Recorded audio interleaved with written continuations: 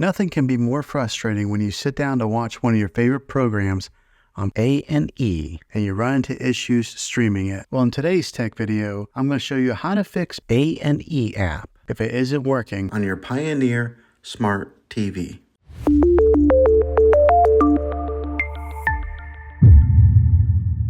Let's see if we can fix your problems and get your A&E back up and running as quickly as possible. The first one, it's the easiest one to try, and that's to unplug your TV from the wall outlet and wait 60 seconds. Now don't be impatient here. Wait the whole 60 seconds, then plug it back in. This is very different from turning your TV on and off with your remote control. This is what we call a hard reset of your TV, so make sure you do this method. If that doesn't work, then find your router that is giving you Wi-Fi and unplug the power to that for 60 seconds. Then plug it back in. If it fixes it, great. If not, let's go ahead and move on to the next method. Try deleting A&E on your TV. Go to wherever the apps are located on your system and remove the app altogether. Then reinstall A&E again. After you reinstall it, you might have to log back in with all of your credentials, but hopefully this will work. And if that doesn't work, then I recommend buying an affordable Roku stick, Fire Stick, or Apple TV 4K and plug that into your TV and use that as your main streaming player, and you'll be able to access A&E that way. I'll put links in the description down below of where you can get one. There you have it, folks.